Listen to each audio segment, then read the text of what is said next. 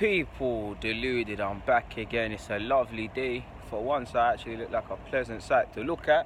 I hate looking at myself in the video, but admittedly, I'm looking kind of sexy right now. But moving on a serious note, now, pre-season isn't done as such. We've got Barcelona to play. We've obviously got Angers as well. But we've had a lot. We've done the USA tour. Played against Colorado, Madrid, Munich, different teams, different oppositions. While the main thing is just pre-season and fitness and all of these sort of things there, not so much the result. There's things to take positives for, maybe not defensively, but the young players. Now, let's not be naive. These young players, whether they get chances in the season is a different matter. Chances are going to be few and beyond. And what I mean by that is there's plenty of opportunities that's going to probably be given to these guys with Europa League and stuff. And not put too much pressure on them. They have to take it from the off because there's not going to be too much opportunities. You see a lot of players at all clubs, pre-season, they're always about. Whether they'll play is a different thing. But the most they can do is take the chances when they're presented. And I feel each and every young player, first and foremost, they're a testament to their families because they've all showed supreme attitude to get to this level and get this opportunity. All of them have taken it well. All of them strike me as individuals that handle themselves as good members of society. So first and foremost, credit to their families, their upbringings. Of course, the technical level, they should all be proud of themselves whether they get chances or not. Thompson maybe didn't get too many chances in pre-season, but he's done all right. Burton obviously missed a penalty, but excluding that, he's been well. Medley, there's been opportunities and he's then been there. Eddie's obviously taking his chances. For me, I always knew Tyrese John Jules was a baller and was a footballer, people, but you know when someone surprises you how much of the baller they actually are, and he's one of them. I feel he gets better playing with better players. Only he will know, and the people close to him and the scouts, the coaches and them people there will only know how much he's improved training with Lacazette and Aubameyang and under the first team environments. But for me, Tyrese, it's the way he does things. He should have scored some goals. He's missed some criminal misses in the pre-season, admittedly, and he's got the ability to tuck them away. But I've been impressed, man. But away from what he's done in the technical abilities, bringing the ball down with his left peg and setting someone up, if I remember correctly, he's got the aura about him, man. Obviously, Tyrese is, 18, 19 years of age or turning 19. If you didn't know his age or who he was, or if you didn't know anything about Arsenal, he struck you as someone that's always been there. Like, do you get it? I'm not saying he's world class and all these things, but it just feels like you wouldn't know he's a young player. It feels like he's been there for a minute.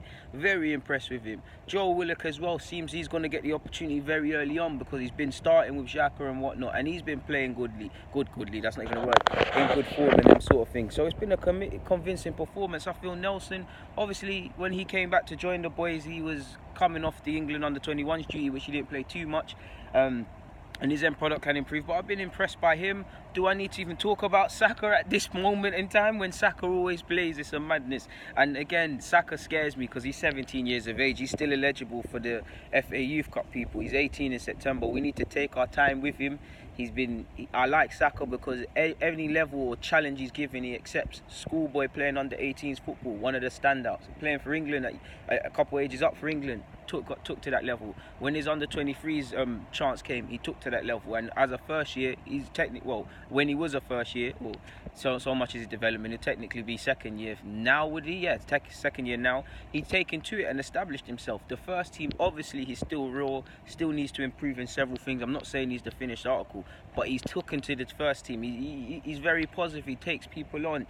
I don't really care for height and things. It doesn't matter. But for someone not the biggest, he's strong on the ball. He relishes the physical aspects, and he's got such a good attitude. I don't think he likes playing at fullback, but you've seen him a couple of times in the academy play fullback, and he's never done things sulking and whatnot. And he looks like someone that's going to be a baller. Let's take our time with him. But Saka, Nelson, Tyrese as well, they're the ones for me. Joe Willock, I think he's a baller, and he's surprising a few, and he's going to keep surprising. His physical development in the last season, more so in this pre-season, has been amazing for me. The mentality is there, the work ethic. You've seen him in the Ramsey role, running in behind against Lyon, or I actually like him in that pivot next to Xhaka or whoever. I like his maturity, and I feel out of all these midfielders, he might not be the best defensively, but he's the one that shows the willingness to say, listen, we've got to try and defend. I like Joe, man. Obviously, he's got a lot of developing. For me, it's with Joe, it's more with all of them really, but just because Joe's the topic, it's more a case of refining everything. Everything is the same standard from the first minute to the last. The amount of concentration, it's just about refining and polishing up everything and dotting I's and crossing T's of sorts. But he's a promising player. Oli Inca, obviously his chances, I would want to say his chances fizzled out, but he got more, apologies for the noise people, he got more of an opportunity at the beginning of pre-season, and he's kind of got marginalised of sorts, but he's took his opportunities. Again, whether these lot get opportunities or not is a different thing, but some of them, for me, I believe Joe Nelson will be involved heavily this season. Saka, I'd love to see him get the same league start here and there, because I do think he can hack it. Minutes here and there. I think Tyrese should be getting minutes. Joe Willock and Nelson, the ones I'd probably hand on heart say will be getting opportunities. Emil Smith-Rowe, he looks to be going out on loan. I would love to keep him, people. But obviously with Ceballos, with Joe Willock seeming to be getting his chance, with Xhaka obviously likely to play a lot, Torreira to come back, how much football will he get? I think Emil Smith-Rowe, we can use him. He can play on the flanks like you've seen. He can play in the 10 and he can be a long-term 8 and a 10. But is it worth going out on loan, staying fully fit and coming back a stronger player, going through that process, that similar... pardon me? What are you saying, man? You good? Yeah, man. Just got noticed. As you can see, people, like Nelson and that, can play to a better, like, I almost got this guy really threw me off, but like I was saying, Emil can go through what Nelson went through, in that he goes to Germany, experiences the highs and the lows, come back to more confident in his abilities. For me, we just need Emil to stay fit, man, because like you see with him and Michi before he departed, and Maitland-Niles at the moment, players are very unlucky with injuries, and it's really stopped starting. When you're a young player and you're on the cusp of the team, as I keep saying cusp, these can really hurt you and things, man. Obviously, there's a lot to be said, man. Eddie, you'd think Wells is gone. Anything happens to Lacazette and Aubameyang, ironically, Lacazette's got a minor issue at the moment. Is he going to play? It remains to be seen, because last season he didn't. A year under Emre, stronger, more faith in him and all of these sort of things. He might get an opportunity, but a lot of them, you really got to look at it. If you're not going to get 20 appearances, minimum, or near enough that, to really elevate yourself as a professional footballer, there's no point staying at Arsenal, in my humble opinion. Yeah, you'll get your opportunities, and I'm not saying exclusively you must play 20 league games to develop, but if I'm Joe, if I'm Eddie, if I'm Nelson, if I'm Emil, you want to look back a year from now, sitting in this space, looking back at the season and saying, yeah, I'm a good player. If Eddie's going to start a couple games here and there, come off the bench and whatnot, then it's cool. But how many times, beyond just being a body and depth purposes, did he play last season? Because there was games we was chasing games. Aaron Ramsey and Kolasinac was coming off the bench. Obviously, Kolasinac is a wing-back. You'd want him to get forward within them situations. Ramsey's a box-to-box midfielder, so I'm not criticising them two coming on off the bench instead of Eddie. What I'm saying is, if we're chasing a game and them two are coming on before you as a striker to score goals, does Emre fully trust you? I'm not criticising Emre or nothing. I'm just saying he in particular has a lot to consider, because I do think there's games for him to get. I do think he's done all he can in his chances he's been given. But if I look at the Madrid and Lyon games, when the pressure's been on, when you, not just him, but when you've needed to kind of score, you haven't converted your chances, will he get an effort? Will he get a chance to make an effort of having a chance here? I don't know, people. We can't not speak about Martinelli. I've been impressed with Martinelli. I feel with Martinelli, let's give him a bit of patience. He's just moved to the country. He's an 18 years of age lad. He's barely played career level football, and he's taken a brave step as an individual away from football to move to another continent, people, where obviously I'm hoping he's getting to grips with learning English. As you was hearing, he's learning English and stuff. It's going to be tough. He's got to adapt to that. He's 18. Think about where you were at 18, much less living, not on holiday, living in another country, people. It's crazy, isn't it? So we've got to give him some time. I feel physically he's going to need a bit to... I don't think he's lacking physically. I just feel to cope to the demands of the all-action play and all of these sort of things, I think he's going to need time. The current encouraging signs are there for Martinelli, to be fair with you, because he's positive. He obviously gets in behind. He scored goals. Obviously, he was offside against Lyon, but if you look at his cameo appearances, he gets into goal-scoring positions better yet.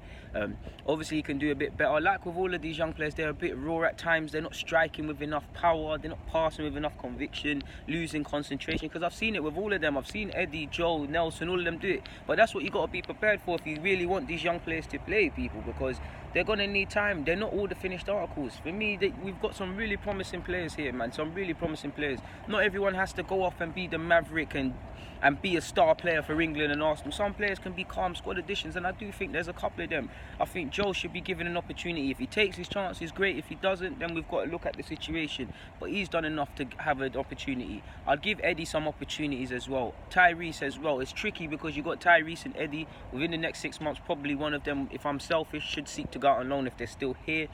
Nelson and Saka for me. Should I really speak about them too? So I try my best not to speak about Saka because he's an open secret now.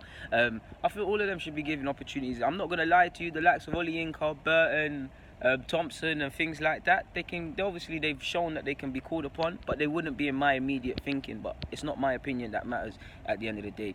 Olayinka, for instance, can play right back and centre mid. We've got issues at right back. If injuries happen and fate twists, you never know. Emre might think, yo, you was involved in pre-season, let me bring you in, sort of thing. That's how football works, really. It's just about giving the manager confidence when you're involved in that sort of situation. So only he will know in that regard. Apologies, people, I've lost my notes and my hand died for a sec. Where is it gone?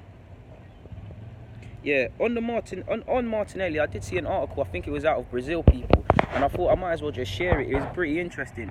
Apparently, there's a 6-month program that we're trying to do with him, initial breaking in period and stuff, and that's one thing I took from it. What I like to see is that his family is moving over here as well. Now, again, I know he's got an Italian passport. I'm not sure on the visa laws and if everybody in his family has got a European passport, allowing them to come here and whatnot. I know with Brexit and them thing there, but probably Arsenal. Obviously, it's over my head, but you can imagine Arsenal liaising with the family, trying to find accommodation, possibly jobs, and getting around these sort of visa issues if it is a problem.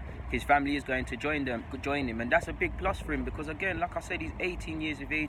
I'm not sure where he's from in Brazil, but it's probably completely different from London. So he's obviously going to feel victim of, obviously he has to get over it to be a baller, but homesickness, mum's cooking, he might miss his dad, his younger sister, his dog, you get me? All of these sort of things. England's completely busy. Imagine going, obviously you saw him sightseeing and whatnot when he was signing for the club, but somewhere in busy London from where he was in Brazil, because Brazil, to me, obviously there's busy cities, but you get me, quite peaceful, South American and all of these sort of things, samba and all of them things there. So he's going to need time to develop and really get to grips and just become mature. If he's with a host family, obviously we don't know what his mindset is. He might be a shy lad and it's going to take time to get out of that.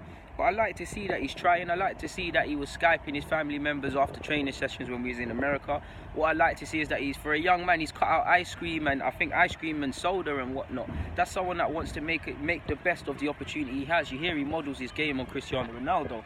Long way to go before he can talk in the same name as him, or if he can, but if that's his role model and he's trying to cut out vices and certain things now and adopt good habits at 18 years of age, then he'll be better, because obviously you remember when you were 18 years of age, we all had poor diets, and these poor diets continue as you get older, people, and it's harder to shake. So it's not going to be easy, of course. I got a sweet tooth, I couldn't cut these things out, but if he can do it now, of course these things make the difference. And I always tell you, look, what you do with a football makes a difference, but it's ironic, it's everything you do without the football that gives you them finer margins. All the running and tactical, for instance, all the tactical knowledge you do off the field will help you on the field, because you'll remember that. All the physical work, running, stamina, perfecting your craft in terms of shots and free kicks, it pays off the field. You get it, people? Obviously, in regards to diet, what you do in that regards helps you run quicker, helps your body process things, helps you get more energy. Obviously, all of that stuff's over my head, innit? That's for all the sports scientists. But I like to see that sort of stuff from Martinelli, man, for such a young man.